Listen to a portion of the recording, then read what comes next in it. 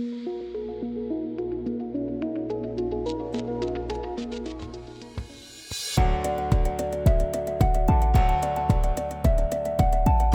aí, tudo bem, estudantes? Como é que vocês estão? Meu nome é Stefano e eu sou professor de Ciências da EJA para o 8º e 9º ano.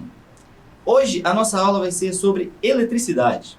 Isso aí, a gente vai falar sobre recursos energéticos, nossas fontes de poder. Então, pode chegar. Gente, para a aula de hoje, o eixo temático é empreendedorismo e educação financeira. O objetivo de aprendizagem é saber combinar leituras, observações, experimentações e registros para coleta, comparação entre explicações, organização, comunicação e discussão de fatos e informações. O objetivo desta aula é entender como ocorre a produção de energia elétrica a partir de diferentes recursos naturais, considerando seus possíveis impactos ambientais. E lembre de registrar a sua presença pelo QR Code que está aqui na tela. Aponte a câmera do seu celular para ele e marque presença aqui com a gente, show? Dê uma olhadinha aqui nessa figura. A gente vive em um mundo completamente dependente de energia elétrica, né? Bem fácil perceber isso. Nossa imagem ilustra bastante porque traz uma infinidade de usos que a gente faz da eletricidade e sem os quais a gente tem muita dificuldade para trabalhar, para estudar, né? Ou mesmo viver, porque a gente já se acostumou. Celular, relógio, computador, geladeira, televisor, enfim, são muitos usos. Todos funcionam por meio de energia elétrica, que é produzida a partir de recursos naturais.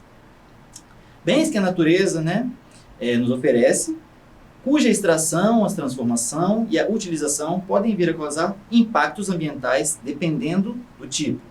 Sendo assim, é um desafio para a humanidade continuar produzindo energia elétrica a partir desses recursos, ao passo que reduz os efeitos negativos que essa produção causa ao meio ambiente. Por isso, na aula de hoje, a gente quer saber o seguinte: como é que um país pode reduzir os impactos ambientais causados pela produção de energia elétrica? Você já tem uma ideia? Então você pode escrever, a gente vai corrigir ao fim da aula, show? Estudantes, de início a gente vai falar, vamos falar de alguns conceitos sobre fontes de energia, das quais a humanidade faz uso. E aí a gente tem aqui dois grupos. Temos o grupo das energias renováveis e das não renováveis, tá? As energias renováveis, elas são obtidas de recursos naturais ilimitados ou que se renovam mais rapidamente do que a gente pode consumir. A energia eólica é um exemplo, Energia do vento. Já as energias não renováveis, elas são obtidas a partir de recursos que não são repostos naturalmente ou que se recuperam em um ritmo muito lento, muito devagar. Então eles podem se esgotar antes que a gente consiga renovar. É o caso da energia termoelétrica, que usa queima de combustível. Ok? Então a gente vai iniciar falando das fontes de energia não renováveis, que, como dissemos, são aquelas que fazem uso de recursos naturais esgotáveis. Em algum momento, eles terão fim. Por conta disso, exigem maior atenção da parte de quem usa, E o uso não deve ser desmedido. Tem que ser regrado de maneira que possa ser trabalhado a longo prazo, dando tempo de haver uma renovação. E, principalmente, não deve ser um uso exclusivo, tem que variar entre os tipos de energia que a gente usa. Vamos conhecer essas, então. Começando pela energia baseada em combustíveis fósseis, E a gente tem aqui o símbolo de um dinossauro e também de bombas de gasolina. Gente, a gente está falando de petróleo, carvão mineral, gás natural. Mas eu te pergunto, por que combustíveis fósseis recebem esse nome? Eu vou dar 15 segundos para que vocês possam responder nos cadernos e aí a gente continua.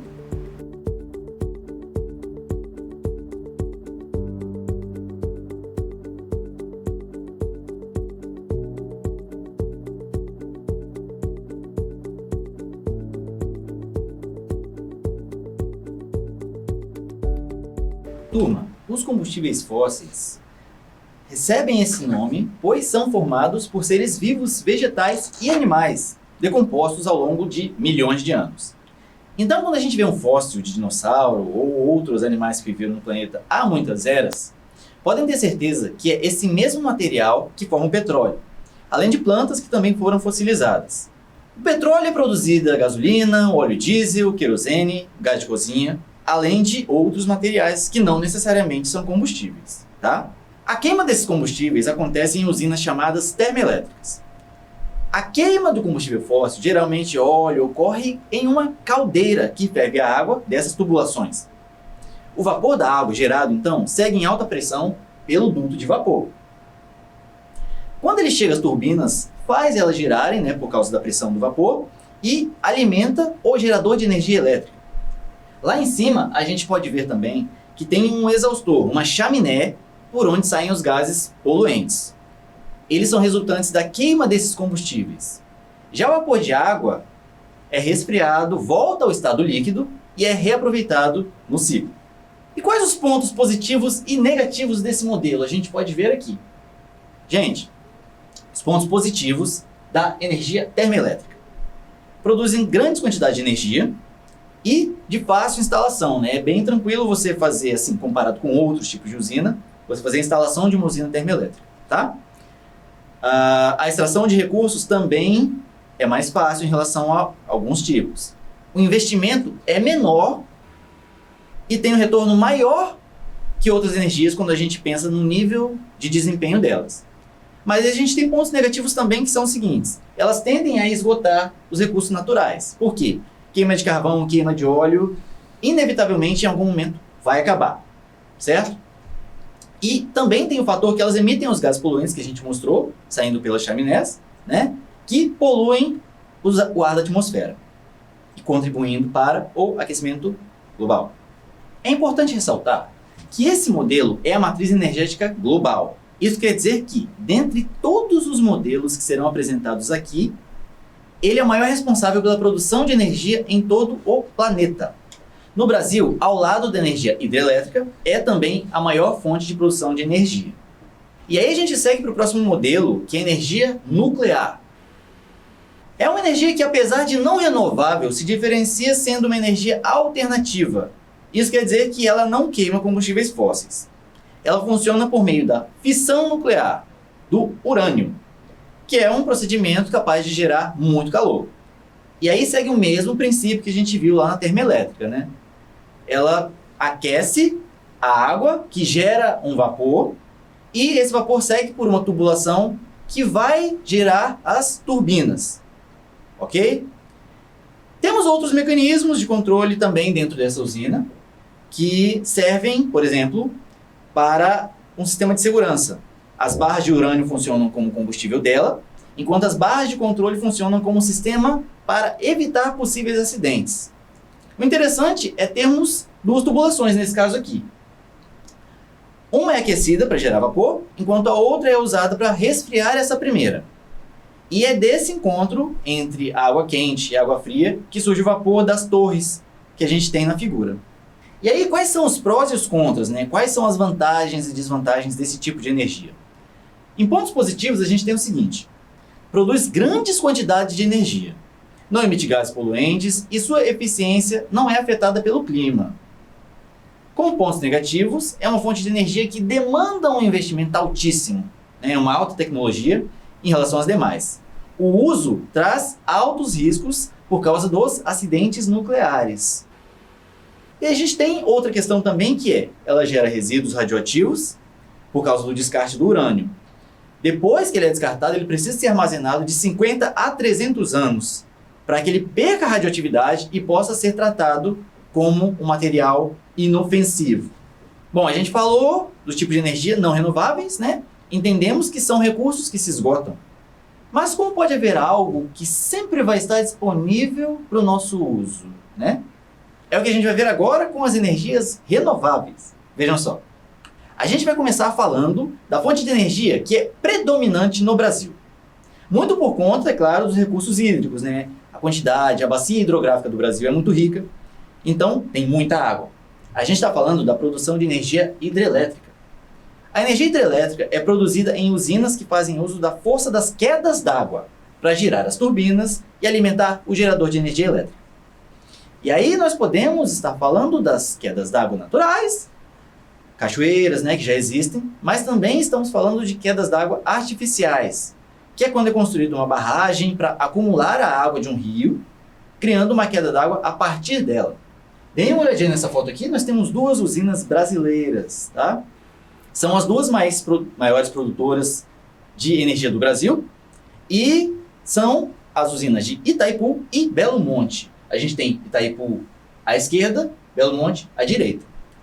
A usina de Itaipu foi inaugurada em 1984, fica na fronteira entre Brasil e Paraguai, sendo alimentada pelo rio Paraná e é a de maior potencial gerador no Brasil.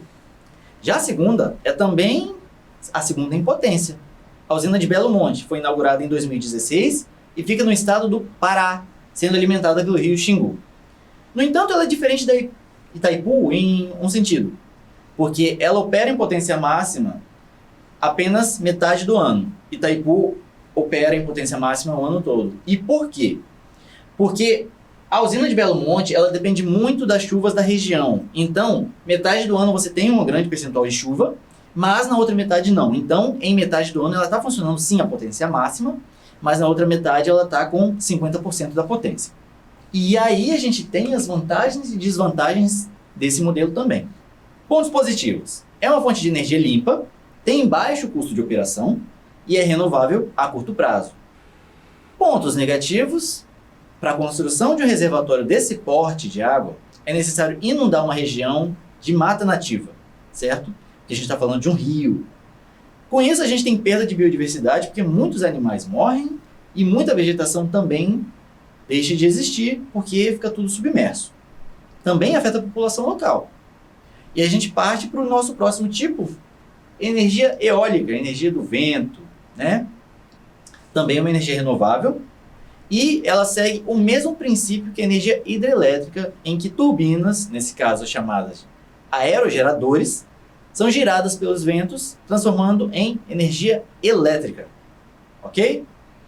Apesar de parecer bem prática, é uma fonte de energia que só pode ser instalada em regiões de ventos muito fortes, como na região nordeste do Brasil. Vamos aos pontos positivos e negativos desse tipo de energia? Pontos positivos. É uma fonte de energia limpa e ilimitada. Ok? E como pontos negativos, a gente tem o seguinte. A instalação dela altera bastante as paisagens. Tá? O som emitido pelo giro dos aerogeradores é considerável. Afeta a população local, né? E também afeta o fluxo migratório de aves, por causa do barulho. Interrompe, né? Então elas acabam colidindo tanto com as hélices, quanto nos fios de transmissão, que transmitem essa energia. Então você tem aí um problema nesse sentido, porque o fluxo migratório delas é comprometido. Por consequência, você tem o sucesso reprodutivo dessas espécies de aves também prejudicado. E aí a gente chega na próxima parte, que fala sobre energia fotovoltaica. Ela é talvez a fonte de energia mais independente, né? Porque ela pode ser instalada em residências de maneira individual. A gente está falando dela porque usa o recurso que é a luz do sol. Ela aproveita a luz do sol para gerar energia elétrica, fazendo uso dos painéis solares que fazem essa captação. Então, um inversor converte essa energia no padrão usado pelas residências e empresas, e por fim, um transformador eleva essa tensão para que ela possa ser transmitida por cabos de alta tensão até que chegue ao destino. Por conta dessas características, tem um maior rendimento em regiões de grande incidência solar. E os prós e contras deste modelo de energia? Como pontos positivos, a gente tem os seguintes. É uma fonte limpa, renovável, e a longo prazo ela se prova um bom custo-benefício. E por que eu estou falando a longo prazo? Bem, apesar de ser muito conhecida, o alto custo para a aquisição dela ainda é economicamente inviável à maioria da população brasileira. Né? Por mais que dê um retorno, o retorno é lá na frente, não é imediato. Então você vai gastar menos? Vai gastar menos. Mas o investimento inicial é bem alto, então é um problema neste sentido. Mas, diferente disso, sabe o que não custa nada? Você registrar sua presença aqui com a gente. O QR Code está na tela, se você ainda não fez isso, chegou agora, a gente está falando de fonte de energia. Aponta o celular para o QR Code, registra sua presença com a gente e fica aqui até o final. Mas vocês notaram uma semelhança entre quase todas as energias que a gente citou aqui? Todas elas passam por transformações, né? A gente teve queima de combustível, teve queda d'água, teve vento, teve sol, e todas viram energia elétrica.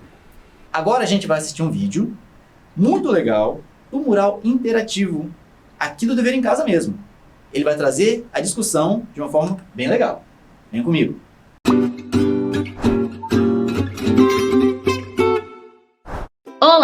tudo bom com você? Hoje vamos falar dos tipos de energia e das transformações de energia que acontecem principalmente em sua residência. Mas você consegue reconhecer a energia dentro da sua casa? A energia é a capacidade de realizar e produzir trabalho. Isso mesmo, qualquer coisa que esteja trabalhando possui energia. Quando realizamos um trabalho, aplicamos uma força em um objeto e este sofre um deslocamento, transformando em energia. Há vários tipos de energia. Vamos conhecer algumas? Primeiro temos a energia cinética, que é o movimento dos corpos. Imagina um menino descendo uma rampa com seu skate. Quanto mais rápido, mais energia cinética ele ganha. Já a energia térmica está relacionada com o calor. Podemos citar uma fogueira, como a que vemos em festas de São João. Existe também energia luminosa, emitida pelos raios de luz, e energia sonora, proveniente das ondas do som. A energia elétrica é que mais utilizamos em nosso cotidiano. Esse tipo de energia, na maior parte das vezes, é gerada a partir do uso de recursos naturais. Após ser gerada, ela é levada por cabos de alta tensão até as chamadas subestações de transmissão, que distribuem energia elétrica para as residências, comércios e indústrias. Antes de te mostrar como essas energias são encontradas em sua residência, vamos aprender o conceito de transformação de energia, que é o processo de mudança de uma energia para outra. Podemos observar esse processo em diversas situações, como por exemplo nos equipamentos elétricos dentro de casa. No chuveiro, a energia elétrica está sendo transformada em energia térmica para esquentar a água. O liquidificador transforma a energia elétrica em cinética quando faz a hélice girar. Nas televisões, a energia elétrica é transformada em duas energias: sonora, porque emite som, e luminosa, porque gera imagens. No vídeo de hoje, vimos o que é energia e alguns tipos de energia que existem. Vimos também que a energia se transforma e que isso acontece nos equipamentos elétricos dentro de sua casa. E lá vai uma dica: se puder, assista o filme O Menino que Descobriu o Vento. Ele conta a história de um menino que conseguiu levar a energia elétrica para sua comunidade. É inspirador. Agora vamos para o desafio de hoje. Por que quando eu ligo uma lâmpada, ela acende e quando eu ligo o ventilador, ele gira? Pensando sobre isso, o seu desafio será identificar que tipo de transformação está ocorrendo nos equipamentos elétricos de sua casa, conforme você aprendeu hoje. Para isso, você vai precisar de um aparelho que tire foto ou papel e lápis de cor. Tire uma foto ou desenhe e embaixo de sua imagem escreva qual foi a transformação de energia que ocorreu, indicando com uma seta, igual a imagem que aparece para você. Estamos animados para ver suas imagens. Poste o resultado do desafio em suas redes sociais e marque com a hashtag Dever em Casa e hashtag Ciência e Cariacica. Você também pode enviar sua resposta para o e-mail aí na tela. Lembre-se de colocar seu nome, escola e ano. Te esperamos na próxima semana e não esquece, mesmo distante, estamos juntos.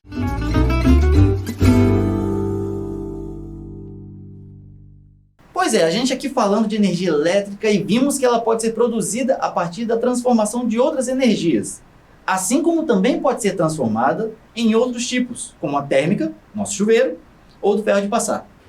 Você já sabia das transformações que ocorrem dentro da sua casa com energia assim? Pois é, se não sabia, agora está sabendo. Só que exatamente em meio a essas transformações energéticas ocorridas, principalmente em usinas, as de grande porte, e principalmente com energias não renováveis, que os recursos naturais são consumidos e resíduos são gerados.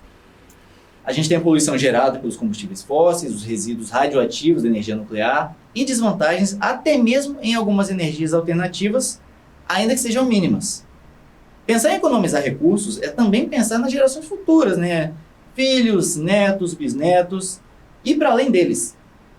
E do nosso interesse, com certeza é que eles possam viver em um planeta Terra mais limpo e mais sustentável que o que a gente tem hoje. Além disso, se a gente pensar na questão econômica, vejam só. Enquanto a produção usando combustíveis fósseis prioriza o uso do maquinário, é fundamentada em máquinas para poder operar, as energias renováveis, como a solar, usam mais mão de obra do trabalho humano. Então, significa mais empregos na produção de energias renováveis que nas não renováveis. Só no setor de energia fotovoltaica, que é baseado em energia solar, o Brasil criou 153 mil empregos em 2021. Tem uma média de 419 admissões por dia, segundo o levantamento da Absolar, que é a Associação Brasileira de Energia Solar Fotovoltaica. A energia fotovoltaica, gente, se torna inclusive um empreendimento explorado por outros setores do mercado, construtoras residenciais adicionaram aos seus projetos de captação de energia a luz do sol também. Ela vai abastecer as residências de forma parcial, né? Dessa forma, se torna um atrativo a aquisição de tais moradias, por duas razões. A primeira, a questão sustentável, pela utilização de uma fonte renovável de energia, e, é claro, a questão também financeira. Você vai arcar com menos custos no fim do mês. Bem, a gente sabe, né, que falou em energia elétrica, a gente tem que se ligar. É chuveiro elétrico, ar-condicionado, TV ligada e ninguém assistindo, tem que ter atenção. São vantagens para a preservação do planeta também, e importantes para as nossas vidas enquanto população. E com a nossa aula chegando ao fim, né, vamos revisitar a nossa pergunta do dia. Vocês lembram dela? Eu fiz lá no começo. A gente queria saber o seguinte: como um país pode reduzir os impactos ambientais causados pela produção de energia elétrica? Vamos ver se a nossa ideia bate com a de vocês? Estudantes, aprendemos que, com todos os pontos positivos, as energias renováveis ainda esbarram em fatores como custo elevado, rendimento médio ou baixo, né? Dependência de fatores externos, um bom vento, um sol constante, dentre outros. Então, não há como, por exemplo, pegar toda a energia termoelétrica que a gente usa, né, e substituir por energia renovável como a fotovoltaica ou a eólica. Por isso, a resposta da nossa questão é essa aqui. Adotando uma matriz energética com diferentes tipos de energia de fontes renováveis ou não renováveis. Isso por quê? Dessa maneira eu consigo suprir as necessidades energéticas, né, sem me tornar dependente de um único recurso, que não é renovável, por exemplo. Né? Aí ele vai ter um esgotamento muito mais rápido e muito intenso. Da mesma maneira, as energias renováveis, com exceção da hidrelétrica, não possuem um grande poder de produção, mas podem ser usadas em regiões do Brasil em que rendam mais. A exemplo da fotovoltaica ou a eólica. Né? E a gente ainda tem outras que a gente não citou aqui. Todas visando a preservação ambiental. Então, a ideia é usar uma matriz que faça uso de vários modelos de energia. E aí eu vou dar 15 segundos para vocês poderem corrigir a resposta de vocês, tá? E aí a gente segue para a nossa atividade do dia.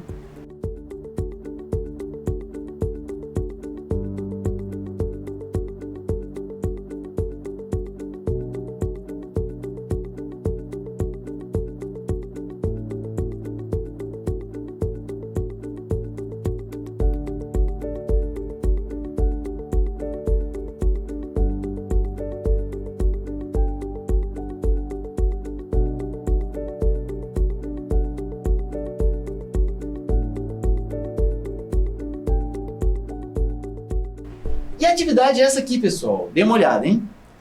Na atividade abaixo, relacione a coluna de fontes energéticas com a de energia produzida por elas. E aí a gente tem uma coluna com fontes energéticas. Tem carvão mineral, quedas d'água, a gente tem urânio e a gente tem o sol, né? A luz solar.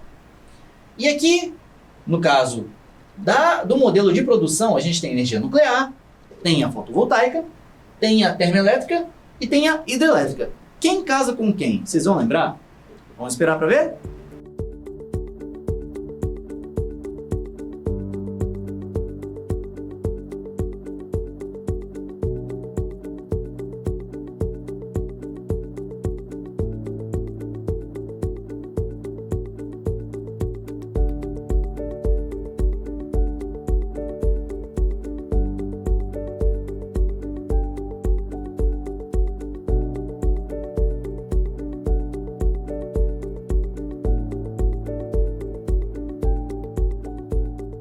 E a gente está de volta aqui já com uma resposta, né? A correção está aqui na tela. E olhando para ela, a gente vê que fez ligações das duas colunas. Vamos começar pela letra A, o carvão mineral. Bom, essa aqui é fácil, né? Porque a gente costuma associar carvão ao fogo e é exatamente essa a função dele nesse sistema. Ele é queimado, portanto, produz energia termoelétrica, termo, né? Calor. Se a gente fala de fogo, agora vamos falar de água. A maior fonte de energia do Brasil, energia hidrelétrica, vem das quedas d'água, como aprendemos, naturais ou artificiais. A letra B, lá embaixo, em energia hidrelétrica. Seguimos com o urânio, nosso material radioativo, que é manipulado em usinas de energia nuclear. Por fim, nossa fonte de energia infinita, que é o Sol, né? É a fonte de energia fotovoltaica, que é captada nos painéis solares e, assim como todas as outras, é convertida em energia elétrica. E aí, acertaram? Eu tenho certeza que sim. E agora a gente vai revisar o que aprendeu hoje. Bora recapitular? Hoje nós aprendemos as diferenças entre as energias renováveis e as não renováveis. A gente aprendeu sobre os pontos negativos e os pontos positivos dos tipos de energia existentes. Também aprendemos as vantagens ambientais e socioeconômicas das energias renováveis. E, por fim, nós vimos que a importância de uma matriz energética variada é muito grande, principalmente em um país do tamanho do Brasil. E é isso! E aí? Curtiu a aula? Quer compartilhar os seus saberes com a gente? Aponte a câmera do seu celular para o QR Code que está aqui. Gente, nos envie suas atividades. Se você tem algo que gostou da aula, contribua também, tá? Vai dar tudo certo. Se vocês participarem com a gente, melhor ainda. Então é isso, oitavo e nono ano. Recursos energéticos, nossas fontes de poder, foi nossa aula de hoje. Espero que vocês tenham aprendido bastante. Sempre tem algo novo para aprender, né? Vale a pena saber. Não esqueçam de registrar a presença de vocês no QR Code que está aqui na tela. Espero vocês na próxima aula. Fiquem de olho na nossa programação. Bons estudos e não se esqueçam, mesmo distantes, estamos juntos.